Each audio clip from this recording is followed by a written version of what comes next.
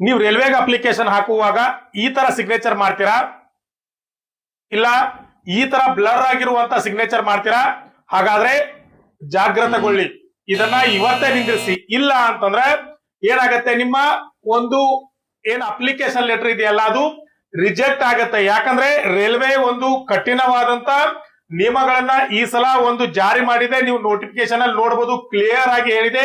ಈ ಕೆಲವೊಂದು ರೂಲ್ಸ್ ಗಳನ್ನ ಫಾಲೋ ಮಾಡ್ಲಿಲ್ಲ ಅಂತಂದ್ರ ನಿಮ್ಮ ಅಪ್ಲಿಕೇಶನ್ ನೇರವಾಗಿ ಏನಂತಂದ್ರೆ ರಿಜೆಕ್ಟ್ ಆಗುತ್ತೆ ಸ್ನೇಹಿತರೆ. ಆದ್ದರಿಂದ ದಯವಿಟ್ಟು ಯಾರೆಲ್ಲ ಈ ಸಲ ಗ್ರೂಪ್ ಡಿ ಗೆ ಅಥವಾ ಬೇರೆ ಯಾವ್ದಾದ್ರು ರೈಲ್ವೆ ಎಕ್ಸಾಮ್ಗೆ ಅಪ್ಲಿಕೇಶನ್ ಹಾಕ್ತಾ ಇದ್ರೆ ಈ ಕೆಲವೊಂದು ರೂಲ್ಸ್ ಗಳನ್ನ ಫಾಲೋ ಮಾಡ್ಲೇಬೇಕು. ಇಲ್ಲಾಂದ್ರೆ ನಿಮ್ಮ ಅಪ್ಲಿಕೇಶನ್ ಯಾವುದೇ ಹಂತದಲ್ಲಾದ್ರೂ ರಿಜೆಕ್ಟ್ ಆಗಬಹುದು. ಆದ್ದರಿಂದ ಇವತ್ತಿನ ವಿಡಿಯೋದಲ್ಲಿ ನೀವು ಅಪ್ಲಿಕೇಶನ್ ಹಾಕೋದಕ್ಕಿಂತ ಮುಂಚೆ ಯಾವೆಲ್ಲ ಮುಂಜಾಗ್ರತಾ ಕ್ರಮಗಳನ್ನ ತೆಗೆದುಕೊಳ್ಬೇಕು, ಮತ್ತೆ ನಿಮ್ಮ ಅಪ್ಲಿಕೇಶನ್ ರಿಜೆಕ್ಟ್ ಆಗೋದನ್ನ ಯಾವ ರೀತಿ ತಪ್ಪಿಸ್ಬೇಕಂತೇಳಿ ಇವತ್ತಿನ ವಿಡಿಯೋದಲ್ಲಿ ನೋಡೋಣ. ಅದಕ್ಕಿಂತ ಮುಂಚೆ ಯಾರು ನನ್ನ ವಿಡಿಯೋನ ಫಸ್ಟ್ ಟೈಮ್ ನೋಡ್ತಾ ಇದ್ರು ಅವರು ಚಾನೆಲ್ ನ ಖಂಡಿತವಾಗಿಯೂ ಸಬ್ಸ್ಕ್ರೈಬ್ ಮಾಡ್ಕೊಳ್ಳಿ. ಅಲ್ಲೇ ಪಕ್ಕದಲ್ಲಿರೋ ಬೆಲ್ ಐಕನ್ ಪ್ರೆಸ್ ಮಾಡಿ, ಲೈಕ್ ಮಾಡಿ, ಶೇರ್ ಮಾಡಿ. ಅದರ ಜೊತೆಗೆ ನಿಮಗೆ ಡೇ ಬೈ ಡೇ ಅಪ್ಡೇಟ್ ಬೇಕಂತಂದ್ರ ಕೆಳಗೆ ನಮ್ಮ ವಾಟ್ಸ್ಆಪ್ ಗ್ರೂಪ್ ಲಿಂಕ್ ಅನ್ನ ಕೊಟ್ಟಿರ್ತೀನಿ, ಅದಕ್ಕೆ ಜಾಯಿನ್ ಆಗಿ. ಅದರ ಜೊತೆಗೆ ನಮ್ಮ ಇನ್ಸ್ಟಾಗ್ರಾಮ್ ಮತ್ತೆ ಫೇಸ್ಬುಕ್ ಲಿಂಕ್ ಅನ್ನ ಸಹ ಕೊಟ್ಟಿರ್ತೀವಿ, ಅದನ್ನ ಫಾಲೋ ಮಾಡಿ ನಮ್ಮನ್ನ ಸಪೋರ್ಟ್ ಮಾಡಿ ಅಂತ ಹೇಳ್ತಾ ಬನ್ನಿ ವಿಡಿಯೋ ಸ್ಟಾರ್ಟ್ ಮಾಡೋಣ.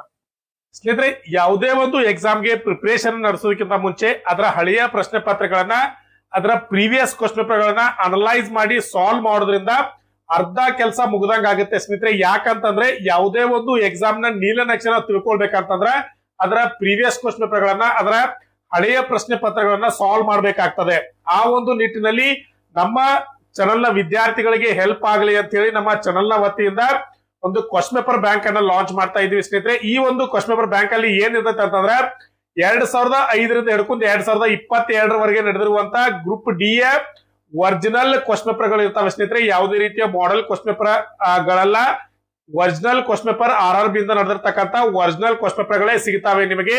30 ಸೆಟ್ ಕ್ವಶನ್ ಪೇಪರ್ ಗಳು ಕೇವಲ 99 ರೂಪಾಯಿಗಳನ್ನ ಪಾವತಿ ಮಾಡಿ ಈ ಒಂದು 30 ಸೆಟ್ ಕ್ವಶನ್ ಪೇಪರ್ ಗಳನ್ನ ಗ್ರೂಪ್ ಡಿ ಯ ಪ್ರೀವಿಯಸ್ ಕ್ವಶನ್ ಪೇಪರ್ ಗಳನ್ನ, ಒರಿಜಿನಲ್ ಕ್ವಶನ್ ಪೇಪರ್ ಗಳನ್ನ ನೀವು ತೆಗೆದುಕೊಳ್ಬಹುದಾಗಿದೆ. ಅದರ ಜೊತೆಗೆ ಯಾರಿಗೆಲ್ಲ NTPC ಯ ಪ್ರೀವಿಯಸ್ ಕ್ವಶನ್ ಪೇಪರ್ ಗಳು ಬೇಕನ್ಸ್ತೋ ಅವರು 99 ರೂಪಾಯಿಗಳನ್ನ ಪಾವತಿ ಮಾಡಿ 40ಕ್ಕೂ ಹೆಚ್ಚು ಸೆಟ್ ಕ್ವಶನ್ ಪೇಪರ್ ಗಳನ್ನ ನೀವು ತೆಗೆದುಕೊಳ್ಬಹುದು. ಅದರ ಜೊತೆಗೆ ಯಾರೆಲ್ಲ SSC GD ಪ್ರಿಪರೇಷನ್ ನಡೆಸ್ತಾ ಇದ್ರು ಅವರು ಸಹ ಅಮೌಂಟ್ ಅನ್ನ ಪೇ ಮಾಡಿ 40ಕ್ಕೂ ಹೆಚ್ಚು ಸೆಟ್ ಕ್ವಶನ್ ಪೇಪರ್ ಗಳನ್ನ ತೆಗೆದುಕೊಳ್ಬಹುದಾಗಿರ್ತದೆ.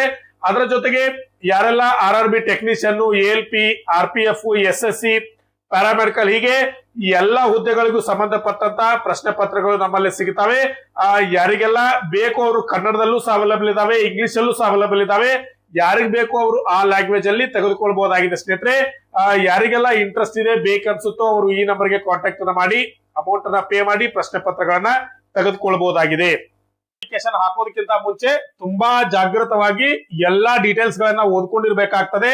ಆ ಒಂದು ಡೀಟೇಲ್ಸ್ ನ ಪ್ರಕಾರವೇ ಅಪ್ಲಿಕೇಶನ್ ತುಂಬಬೇಕಾಗ್ತದೆ. ಅದರಲ್ಲಿ ತುಂಬಾ ಜನ ಮಾಡುವಂತ ಒಂದು ಕಾಮನ್ ಮಿಸ್ಟೇಕ್ ಏನಂತಂದ್ರೆ ಈ ರೀತಿ ಸಿಗ್ನೇಚರ್ ಅನ್ನ ಮಾಡ್ತಾರೆ. ಈ ಸಿಗ್ನೇಚರ್ ಅನ್ನ ನೋಡಿ, ಇಲ್ಲಿ ಎಲ್ಲಾ ಅಕ್ಷರಗಳನ್ನ ಕ್ಯಾಪಿಟಲ್ ನಲ್ಲಿ ಬರೆದಿದ್ದಾರೆ. ಇನ್ನು ಈ ಸಿಗ್ನೇಚರ್ ನಲ್ಲಿ ಏನ್ ಮಾಡಿದ್ದಾರೆ, ಕ್ಯಾಪಿಟಲ್ ಲೆಟರ್ ನ ಬಿಡಿಸಿ ಬರ್ದಾರೆ. ನಿಮ್ಗೆ ಇನ್ನೊಂದು ಸಿಗ್ನೇಚರ್ ಅನ್ನ ತೋರಿಸ್ತೀನಿ.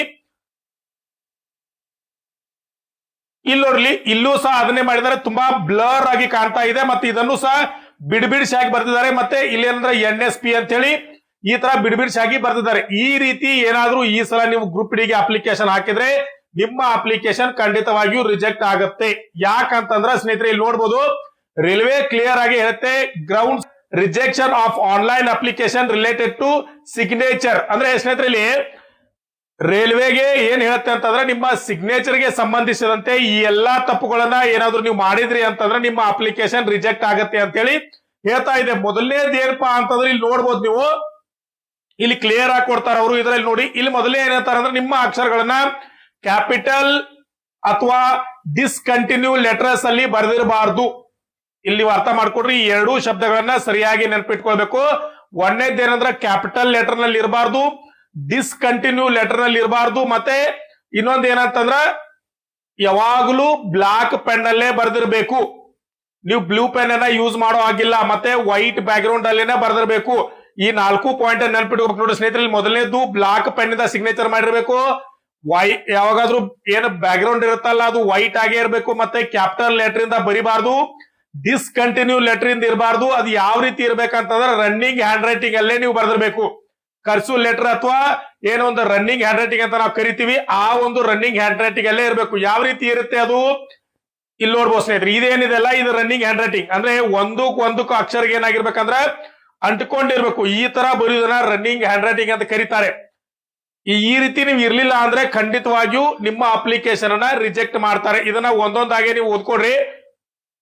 ಇಲ್ಲಿ ಏನ್ ಹೇಳ್ತಾರ ಅಂತಂದ್ರೆ ಅವ್ರು ಮೊದಲನೇ ಪಾಯಿಂಟ್ ಅನ್ನ ಏನ್ ಹೇಳ್ತಾರ ನೋಡ್ಲಿ, use of a non white back ground. ಇಲ್ಲಿ ನೋಡ್ಲಿ ಏನ್ ಹೇಳ್ತಾರ ಅಂದ್ರೆ ಯಾವೆಲ್ಲಾ ಕಾರಣಗಳಿಗೆ ನಿಮ್ಮ ಅಪ್ಲಿಕೇಶನ್ ರಿಜೆಕ್ಟ್ ಆಗತ್ತೆ ಅಂತ ಹೇಳ್ತಾರೆ.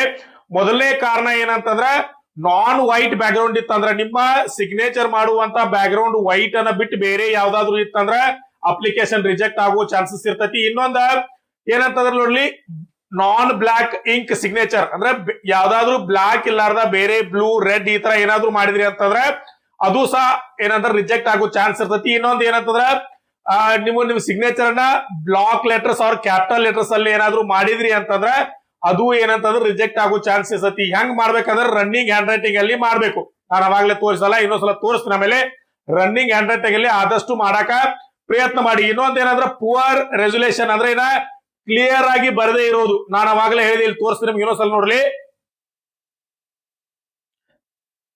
ಇಲ್ಲಿದೆ ನೋಡ್ಲಿ, ಈ ರೀತಿ ಕ್ಲಿಯರ್ ಆಗಿರೋ ಮಬ್ಬಾಗಿರೋದು, ಬ್ಲರ್ ಆಗಿ ಬರೋದು, ಈ ರೀತಿ ಇದ್ರೂ ಸಹ ಏನಂತಂದ್ರೆ ರಿಜೆಕ್ಟ್ ಆಗೋ ಚಾನ್ಸಸ್ ಇರ್ತೈತಿ.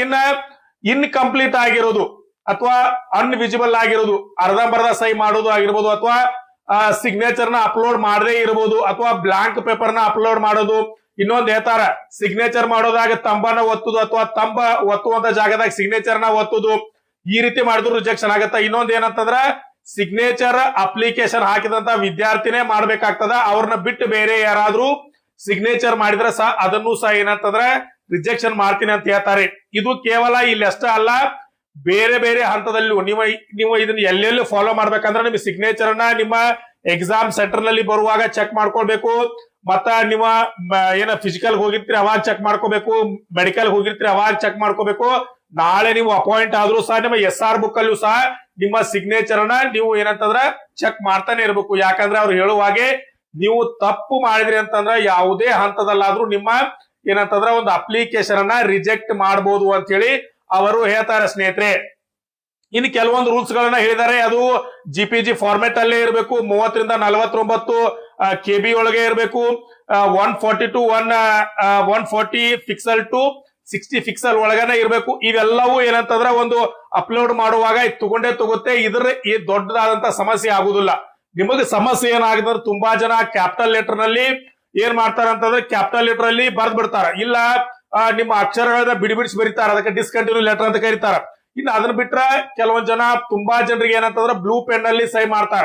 ಅವೆಲ್ಲವೂ ತಪ್ಪನ್ನ ಮಾಡಿದ್ರೆ ಖಂಡಿತವಾಗಿಯೂ ನಿಮ್ಮ ಅಪ್ಲಿಕೇಶನ್ ರಿಜೆಕ್ಟ್ ಆಗುವಂತ ಚಾನ್ಸಸ್ ಇರ್ತದೆ ಸ್ನೇಹಿತರೆ. ಆದ್ದರಿಂದ ದಯವಿಟ್ಟು ಯಾರು ಬ್ಲೂ ಇಂಕ್ಲೆ ಅಥವಾ ಬ್ಲಾಕ್ ಲೆಟರ್ ಅಲ್ಲಿ ಅಥವಾ ಕ್ಯಾಪಿಟಲ್ ಲೆಟರ್ ಅಲ್ಲಿ ಸಹಿ ಮಾಡ್ಲಿಕ್ಕೆ ಹೋಗಬೇಡಿ. ಆದಷ್ಟು ಏನಂತಂದ್ರೆ 100% ಬ್ಲಾಕ್ ಪೆನ್ಲೆ ವೈಟ್ ಬ್ಯಾಕ್ ಗ್ರೌಂಡ್ ಇರುವ ಹಾಗೆ ಮತ್ತೆ ಕರ್ಸ್ಯೂ ಲೆಟರ್ ಅಥವಾ ಏನ್ ರನ್ನಿಂಗ್ ಲೆಟರ್ ಅಂತ ನಾವು ಕರಿತೀವಿ, ಈ ಒಂದು ಮಾದರಿಯಲ್ಲೇ ಸೈನ್ ಮಾಡ್ಲಿಕ್ಕೆ ಪ್ರಯತ್ನ ಮಾಡಿ. ಇದು ಒಂದು ವಿಧ ಆಯ್ತು. ಯಾಕಂದ್ರೆ ಅಪ್ಲಿಕೇಶನ್ ಹಾಕುವಾಗ ಬೇರೆ ಬೇರೆ ಜಾಗೃತಿಗಳನ್ನ ಮಾಡ್ಕೊಳ್ಬೇಕಾಗ್ತದೆ. ಅದರಲ್ಲಿ ಮೊದಲನೇದು ಏನಂತಂದ್ರ ಈ ಸಿಗ್ನೇಚರ್ ಗಾಗಿ ತುಂಬಾ ಜನ ತಪ್ಪನ್ನ ಮಾಡ್ತಾರೆ.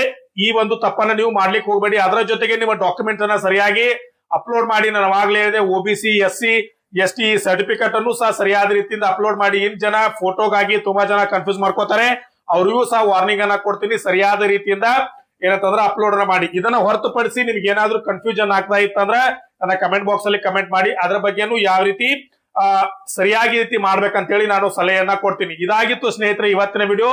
ಈ ವಿಡಿಯೋ ನಿಮಗೆ ಇಷ್ಟ ಆಗಿದ್ರೆ ಖಂಡಿತವಾಗಿಯೂ ಚಾನೆಲ್ ಸಬ್ಸ್ಕ್ರೈಬ್ ಮಾಡ್ಕೊಳ್ಳಿ. ಅಲ್ಲೇ ಪಕ್ಕದಲ್ಲಿರೋ ಬೆಲ್ ಐಕಾನ್ ಪ್ರೆಸ್ ಮಾಡಿ, ಲೈಕ್ ಮಾಡಿ, ಶೇರ್ ಮಾಡಿ ಅಂತ ಹೇಳ್ತಾ ಇವತ್ತಿನ ವಿಡಿಯೋನ ಇಲ್ಲೇ ಮುಗಿಸೋಣ. ನಮಸ್ಕಾರ.